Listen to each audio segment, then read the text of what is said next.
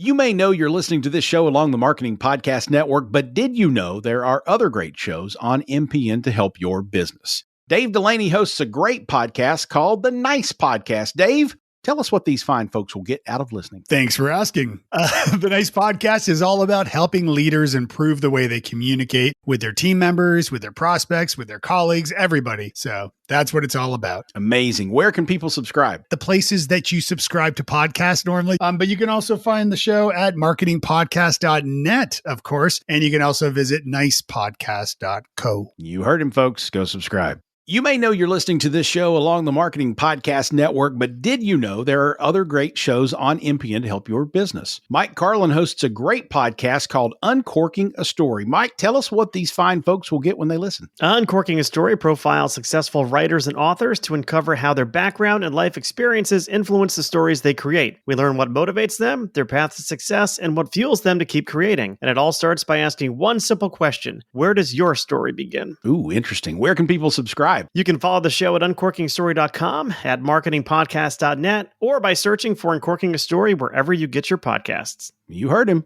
Go subscribe.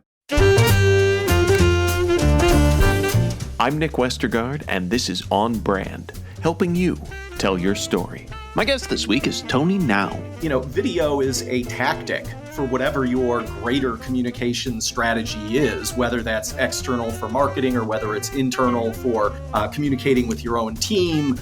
But then as a tactic, it needs its own strategy as well. It's not good enough to just produce a video. You need to really have a plan for each and every video that you produce.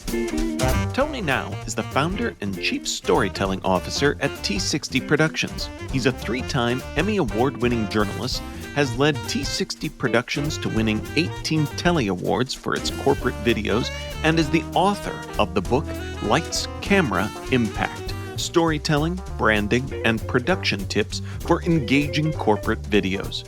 Finally, he is a former USC Trojan football player, Star Wars geek, and a devoted husband and father. Tony, welcome to On Brand. Well, thank you very much for having me, Nick. I'm thrilled to be here. You know, can we just switch gears and make this a Star Wars podcast instead Can we make it a Star Wars as opposed to Star Trek? Well, Would you be okay with that? I am fans of both. There is room for both in this world.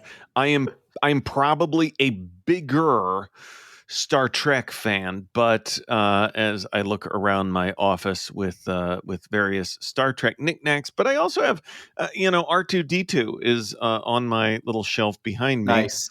As well as Max Rebo from Jabba the Hutt's band, and the little fellow from The Mandalorian that says, I have spoken, just because my kids got that for me. I think is a way of trolling me, I think is what that's all about. Kids will do that.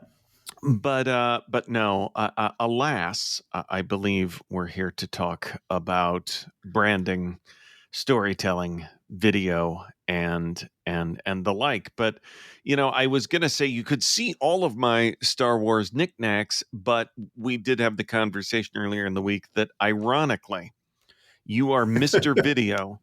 But you said video or audio for the podcast, and I did have that moment of, we could do a thing, but it feels hard. So just audio, and we moved on.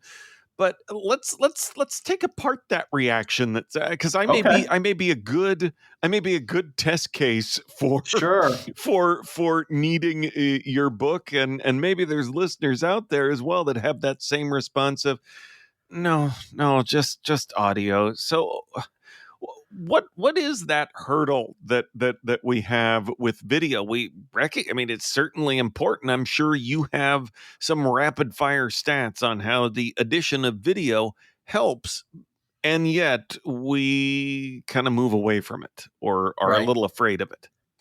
I think there are a bunch of hurdles that people that many people need to get over. I think the first hurdle is just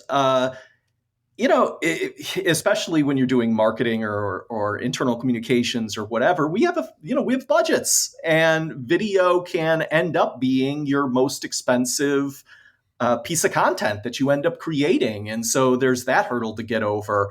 There's the hurdle to get over of, are we going to do this ourselves? Are we going to hire somebody to do it for us? There's the hurdle of, who are we going to put on camera? Is that going to be me? Because I don't want to be on camera. So there are all sorts of hurdles to get over. But I mean, you mentioned it. I mean, you just, jump on your favorite search engine and Google, video marketing statistics or something, and you're just going to get overloaded with how important video is to marketing and communications these days. So it's something that we should be doing. There can be hurdles, but honestly, I mean, you mentioned my book, and that's kind of what the book is all about, is really helping communicators get a handle on the whole video thing and maybe helping them feel a little bit more comfortable with it. So there are hurdles, but they are easy to get over as long as you kind of know how to do it and you've been taught the right things. So, there's no reason for fear, Nick. Okay. All right. We'll move forward hesitantly. Now, in talking about, you mentioned video being a part of different platforms. Video is everywhere. Should a brand have a video strategy? It seems like video itself is kind of a part of so many other things, but how can we think about it strategically and holistically? Yeah, I mean, absolutely, you need a strategy, first of all. But you nailed it right there, where you're like, is it its own strategy? Is it a part of strategy? And really, video is a tactic for whatever your greater communication strategy is, whether that's external for marketing or whether it's internal for communicating with your own team, your own employees, whatever it might be. It is a tactic for that part of your communication strategy. But then as a tactic, it needs its own strategy as well. It's not good enough to just produce a video. You need to really have a plan for each and every video that you produce. And that you talked about hurdles. That can be a hurdle. That's one more thing that we now have to do. We have to build this plan. And I think a lot of marketers, I think a lot of internal communicators, they kind of, throw their hands up. They're like, oh my goodness, now I have to put together this 10-page written plan of how I'm going to do these videos. And it doesn't need to be that. You just need to ask yourself some simple questions to get yourself started, to put yourself on track. And, once you have that, that's sort of your foundation. That's your strategy that you can build from. These questions are simple, you say. What are there some examples of some of these questions that might be good to ask yourself prior to jumping into video? Well, the first thing that you want to ask is, what's our goal for the video? I mean, and I know that sounds like super basic. It's like, marketing 101, but you need to ask what your goal for the video is. And you'd be surprised how many people don't do this before they start a project. They get all excited about the creative aspect of it and sort of jump to that. But sit down, write down what your goal is and how you're going to measure success as well. How are we going to measure whether or not you meet the goal? And then once you've done that, then probably the biggest question is, who's your audience? And again, I know this is totally basic kind of stuff, but when you get into the process of putting together a video, people lose track of this. They lose track of who their audience is, and many times end up producing a video for themselves and not really who their audience, their audience. So you really want to write down who your audience is and hold yourself to that throughout the production process. So anytime there's a question that comes up, what type of music should we use in the video? What type of information do we want to include? Whatever it might be, always go back to, what would our audience want? What would interest our audience? What does our audience need to know? What do they want to know? Constantly be asking those questions. If you do just those two things alone, you have a really good foundation for a video marketing plan. But beyond that, you also want to, start talking about what channels you want to, show the video on, and you want to figure out a promotional plan and do it all from the start. Don't produce the video and then all of a sudden sit back and say, okay, now what do we do with it? You want to have a plan in place so that when the video's done, you grab that video file and you're just sort of off to the races at that point. When it comes to where to share, as you noted with channel, it feels like it's easy for the tail to end up wagging the dog some places when we're talking about TikTok or all of these places where we envision a video being. In taking a step back, is there a rhyme or reason for what video platform works best for a different strategy? Well, sure. I mean, and one of the reasons why you want to talk about channels at the beginning is because that can kind of influence how you're going to end up producing that video. I mean, you mentioned TikTok, and right now there is absolutely a style in which TikTok videos are produced in terms of having on-screen graphics, formatting them vertically as opposed to horizontally. So there's all these little decisions that if you want to have a TikTok video, that's going to influence all of these other production decisions. So as for what works best, I mean, I'm not going to be the judge of that for your business or your organization. You really need to be. You need to be testing those things and looking at those things and deciding on which channels work for you. And, there are some videos that are just great across the board, an about us video, a video that tells people about who you are, what you do, and why you do it as a company or organization. That's just a solid core video to do that you can share across many different platforms. But then going back to TikTok's a very distinctive type of video to do. So maybe you just want to do a TikTok video, and then, really your only options for that is TikTok and maybe Instagram. But that's it. You wouldn't use that video on other platforms or other channels. So these are all decisions that you need to be thinking about before you begin the production process. On Brand will be right back after this.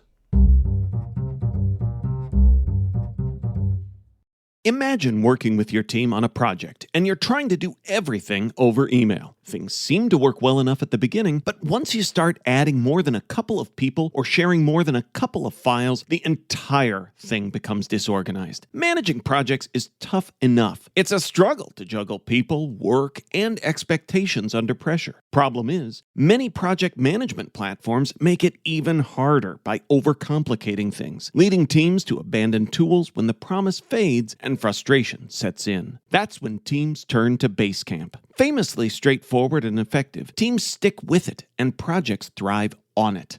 Teams that use Basecamp send less emails and have fewer meetings. If you are struggling with projects, sign up for Basecamp. Their pricing is simple and they give you all their features in a single plan. No upsells, no upgrades. Go to basecamp.com/onbrand and try Basecamp for free. No credit card required and cancel anytime. Thank you, Basecamp, for sponsoring this episode. You may know you're listening to this show along the Marketing Podcast Network, but did you know there are other great shows on MPN to help your business? Jonathan Gaby hosts a great podcast called Marketing Distilled. He's the master distiller. Jonathan, tell us what these fine folks are going to get out of listening. On Marketing Distilled, you'll hear from industry experts and me to learn about more marketing things and taking those complex things and distill them down into actionable strategies or tactics. Amazing. Where can people subscribe? You can find the show at marketingpodcast.net or search for Marketing Distilled wherever you get your podcasts. You heard him. Go subscribe.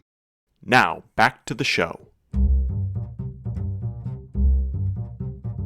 So, you have T60 Productions, which is an award-winning video production company. And you have your new book, Lights, Camera, Impact, showing individuals how to create videos. I think one thing that can stump organizations is how to manage this work. Which Tony do we use? Do we go to T60 Productions and do we outsource that?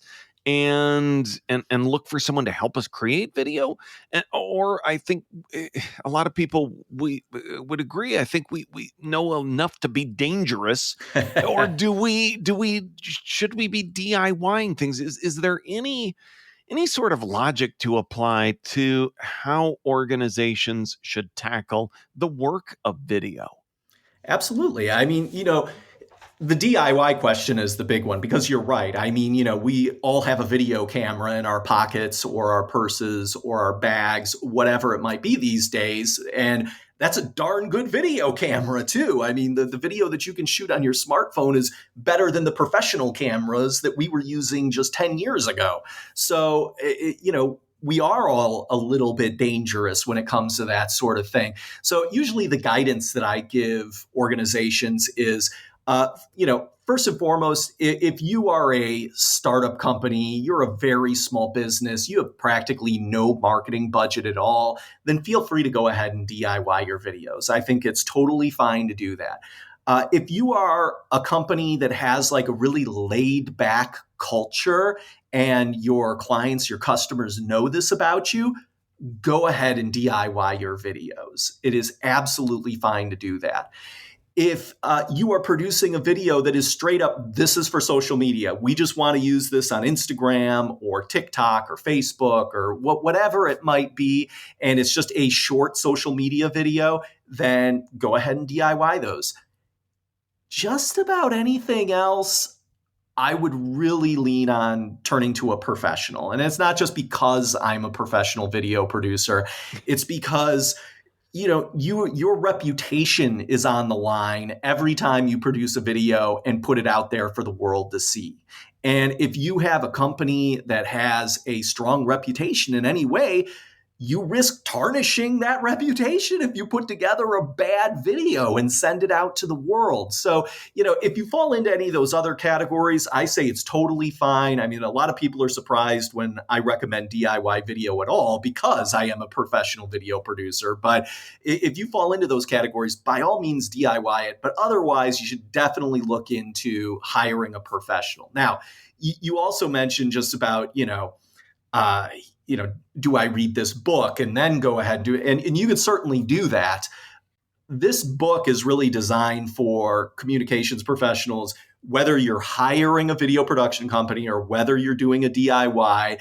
It sort of fits both molds. And I really put a lot of effort into putting together a book that would speak to communicators who are not video production professionals. And these are all things that you can do as a marketer, as an internal communicator, that will help ensure video success. So even if you're going to turn it over to a video production company, the book is something that's really great to read. But then there are all sorts of good DIY tips in there too. So if you are going to be producing your own videos, you'll have a nice little foundation of knowledge to build from.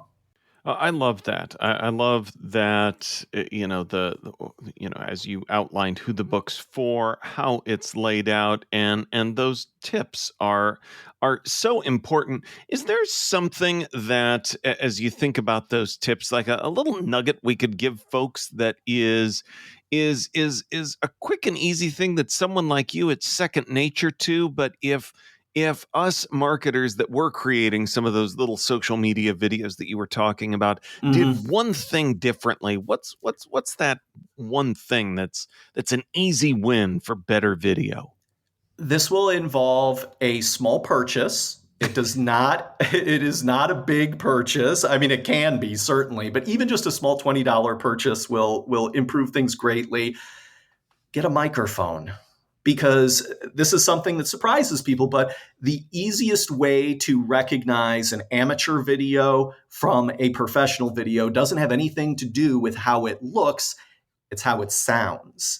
And if you are relying on the microphone that is built into your smartphone or built into the camera that you're using, you are totally losing out because those microphones are terrible. So even purchasing just a very inexpensive $20 microphone that you can hook up to your smartphone or to your camera will do a lot to improve the quality of your video. So I mean, I suppose it would depend on type of video, but obviously I have no microphone for my phone, I say, as I'm sitting here Right. talking into a desk mounted podcasting microphone. So it's not like I don't know what a microphone is, but I've again self-identified as a good reader of of your book. Is it like a Bluetooth? Is it plugging into the phone? What kind of what family of mics are we talking about here? It's something you would plug into your phone. And I mean, if you go onto Amazon or, any site like that and do a search for iPhone microphone or external iPhone microphone or external smartphone microphone, anything like that, you're going to come up with a whole bunch of different options. And yeah, it just plugs in. You can buy the ones that are like lapel microphones that you can clip on yourself. They have small little, what we refer to as shotgun microphones. And that's the kind of microphone that's attached to the camera itself and points at you. There are all sorts of different options out there. And again, I mean, it's like, anything with broadcast equipment or video, audio equipment, you could certainly spend some money on it. There's no doubt about that. But there are inexpensive options out there that are good too. Just look at the reviews. And, if you see a ton of really good reviews on a $20 microphone, then go for it. It's going to improve the quality of your DIY videos big time. The microphone. That's I love that, and I love that it's one of those things that you could miss because it's maybe not something seen on the video, but definitely heard. I want to give a warning because I don't want you to accidentally cannibalize the brand that's made you smile. So we'll leave that one over there. But I am curious as we talk about brands and video. Mm-hmm. What's a brand that the video guy that gets your attention? It's like, oh, look at them. They are doing it right. Well, I mean, and it's of course the brands that I end up following because of the profession that I'm in. But you look at a company like GoPro, I mean, they are absolute masters at video marketing. They are so good at what they do. And they are in the fortunate position in that, they're producing a product that is providing that sort of, that mechanism that people need to make those videos. So they do a lot of really great user generated videos where they'll just give the camera to a skateboarder or, somebody like that and just let them go do their thing. And then they put together a video based on that. But if you go to the GoPro YouTube channel and just start surfing through their videos, man, they do really terrific work. Well, and another thing to point out there too, and a lot of that comes in their support of user generated content. But we've talked a lot about the technical aspects here, but really finding those stories and embracing those stories, I think it's such a great example for that reason as well, because especially when you're selling technology, it's so easy to focus on the lens specs and all the other stuff instead of just showing what people are able to do is pretty powerful. Well, and just to bring up another brand, I love J. Crew, and they have an entire series on how they make their clothing. And there's one episode in particular that I just love is how they come up with the colors and how they, actually make the colors in terms of dyeing the clothing. And it's so creative. It is so fun to see, not only how they do it, but how it's presented, because there are so many, product videos out there that, it's really just show and tell. This is our product and this is how it works and that's it. And, if that's all you're going to do, then, okay.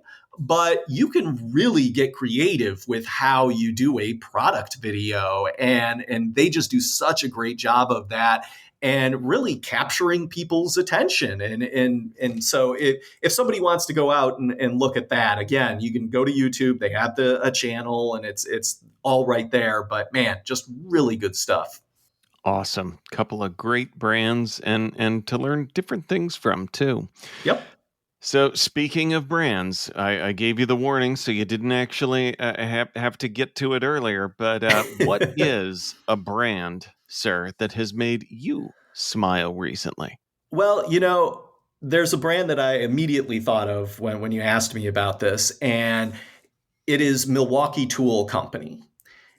Milwaukee Tool Company, and when I think of brands that make you smile, I mean, there's all sorts of different ways to do it. I think about like videos that, just make you sit back and put a smile on your face and make you feel good. And what they do is they actually have a rock band at their company that is made up of company employees and a few local musicians, and they produce music videos. And they put them on social media and they put them on YouTube and they share them all over the place. And it just makes me smile because what does it have to do with selling tools? Nothing. It doesn't have anything to do with selling tools, but they know their audience. They know their audience is going to think this is awesome about Milwaukee Tool Company. So they do it. It's something fun about their company that they are willing to share with the rest of the world. And it just makes me smile. I mean, anytime I see a new music video that they've done that comes out, I always watch it and I just get the biggest kick out of it. I love it. Well, I want to go look at a lot of these brands that we've been talking about, but now especially Milwaukee Tool has rocketed to the head of that list. Tony, where can folks go to learn more about who you are and what you do? Well, I think the first place they can go is tonygnau.com. That's TonyGNAU. They can go there. They can go to T60Productions.com as well. And just check out what we have there. You can always sign up for our newsletter. We put out great video marketing and video communications tips every single month. And that's the best place. Awesome. We will link up to all of that in our show notes, which folks can find at onbrandpodcast.com. Tony, thanks for being on brand with us. Oh, thanks so much for having me, Nick. I really appreciate it. On Brand is part of the Marketing Podcast Network. If you like what you're hearing, if we've made you smile, you can always listen free on Spotify, Apple Podcasts, or whatever your favorite platform may be. And please take a moment and rate and review the podcast to help others find the show. Until next week, I'm Nick Westergaard, and I'll see you on the internet.